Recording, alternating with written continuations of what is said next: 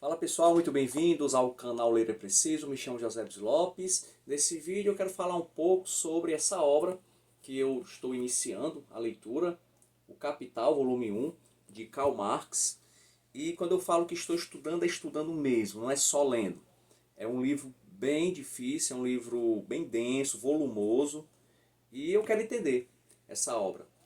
Para quem já me conhece, quem já acompanha o canal, sabe que eu não sou socialista, não sou marxista, muito pelo contrário, sou de direita, conservador, mas eu sigo o lema do meu canal. Ler é preciso. É preciso ler para entender. Então, quem está chegando aqui pela primeira vez, já digo logo, esse vídeo não é para jogar lantejoulas em Karl Marx, no livro Capital. No entanto, não é um vídeo também para criticar ou tentar refutar quem sou eu. Então, eu prometo uma coisa apenas, que serei honesto. A imparcialidade ela não existe. Todos somos parciais em alguma medida. Então, ao ler essa obra, não tem como você ser imparcial. Mas tem e é dever nós sermos honestos. E para isso, a gente tem que entender. Nesse vídeo aqui, eu vou falar só da introdução do livro. Eu não vou entrar no livro propriamente dito. Eu vou falar sobre esse dever de casa que você deve fazer para poder entender o Capital. O que é que você precisa conhecer? Você tem que saber o seguinte. Primeiro, que esse livro ele foi escrito quando Karl Marx estava no seu exílio em Londres, passando por muitos problemas financeiros, de saúde e sendo, digamos que, praticamente patrocinado pelo seu parceiro, o Engels, que permitiu esse patrocínio que ele estudasse, fosse para as bibliotecas, né, de Londres, fazer essa pesquisa sobre o funcionamento do capitalismo. O volume 1, que está aqui nas minhas mãos, foi publicado por Karl Marx. O volume 2 e 3 foram publicados postumamente por Engels. Engels fez a edição e fez também a publicação da obra. E o volume 4 foi editado e publicado por um dos seguidores do Karl Marx, chamado Karl Kautsky, que era um filósofo tcheco, e ele era seguidor de Karl Marx. Então esses são os 4 livros do Capital de Karl Marx. As influências de Karl Marx. Basicamente são várias, mas a gente pode destacar 2. A primeira delas, a filosofia idealista de Hegel, filósofo alemão, um dos mais importantes filósofos alemães, que em 1807 ele escreve o seu principal livro chamado A Fenomenologia do Espírito. O Hegel ele imaginava o seguinte, que a história é a manifestação do espírito absoluto. Esse espírito absoluto faria com que a humanidade se desenvolvesse através de um processo dialético que conduziria a humanidade a patamares cada vez mais elevados. Espírito aqui, para Hegel, não tem nada a ver com o espírito do cristianismo, do espiritismo, não. O espírito, digamos, o espírito de uma época, é aquilo que há de melhor em uma determinada época, na ciência, na cultura, na arte. Tá? Então, esse espírito absoluto conduzirá, segundo o Hegel, a humanidade ao seu ápice intelectual, seu ápice de realização da razão e também da liberdade. O Hegel também utilizava um método muito interessante chamado de dialética. Esse método dialético era composto por uma tese, uma antítese e uma síntese. Por exemplo, uma tese. A liberdade é essencial para a dignidade humana. Uma antítese. A ordem e a segurança exigem restrição à liberdade. E o que seria a síntese?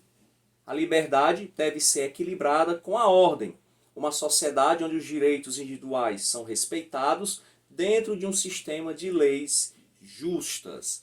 Então, inicialmente, na sua carreira intelectual, né, de Karl Marx, já que ele foi formado em Direito, Filosofia e História da Universidade de Bonn, em Berlim, o Karl Marx ele era hegeliano, acho que como quase todos os jovens alemães ali do século XIX.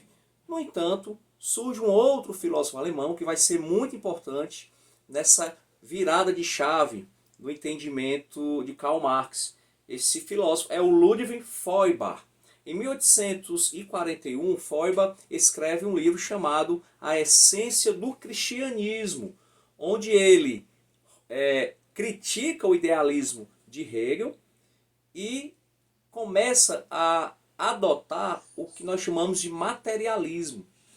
Ele diz, o Feuerbach, que Deus, no seu livro A Essência do Cristianismo, Deus nada mais é que a projeção dos anseios idealizados dos seres humanos. Que quando nós estudamos Deus, quando fazemos estudos teológicos, na realidade estamos fazendo estudos antropológicos. Então, Feuerbach, ele coloca o ser humano e as suas necessidades materiais no centro da sua filosofia. Então, esse é o materialismo antropológico. E Karl Marx, ele acha muito interessante esse materialismo antropológico e ele rompe com o idealismo de Hegel. No entanto, ele ainda fica ali abraçado com a dialética de Hegel. Então, se por um lado Karl Marx ele rompe com o idealismo de Hegel, ele ainda continua utilizando a dialética de Hegel como um método de estudo, um método de produção científica. E agora ele abraça, digamos assim, o materialismo de Feuerbach. Mas é interessante você perceber quais as diferenças realmente entre idealismo e materialismo. Veja aí nesse quadro. O idealismo, as ideias são primárias em relação à matéria.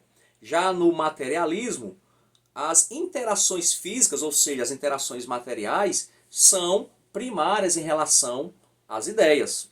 Para o idealista, a realidade é um produto da mente, é um produto das ideias. Já para o materialista, a realidade é um produto da matéria. O idealista ele entende que o conhecimento é visto como uma atividade da mente. Já o materialista entende que o conhecimento é visto como resultado das interações com o mundo material. E por fim, o idealista ele entende que para mudar a realidade é preciso mudar ideias, mudar culturas, mudar a educação, para que nós possamos desenvolver a razão para a promoção do progresso. Já o materialista ele entende que para mudar a realidade é necessário mudar as condições materiais concretas, as estruturas econômicas e as instituições sociais.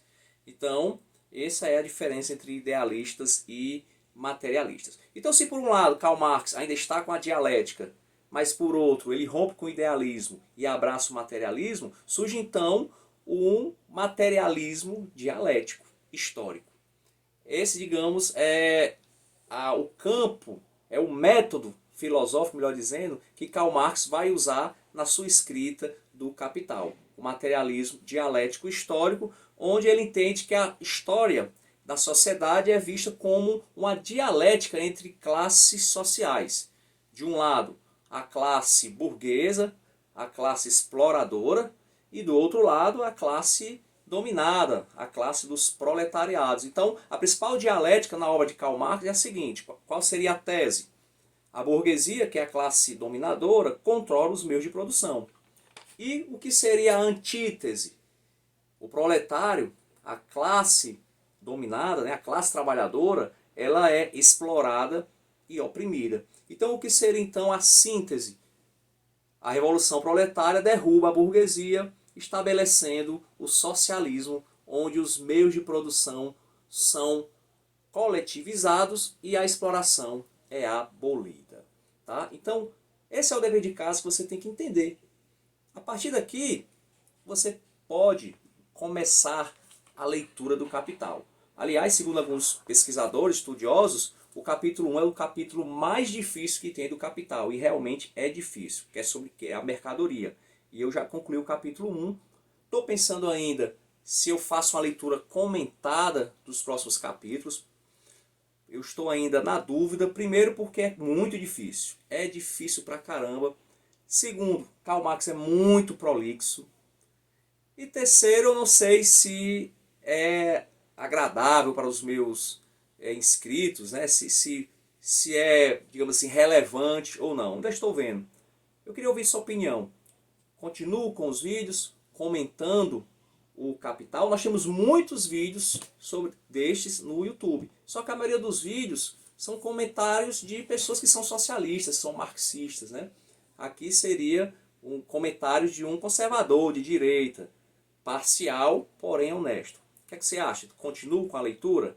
Continuo com os vídeos? Dê sua opinião aí. E vamos ler porque ler é preciso.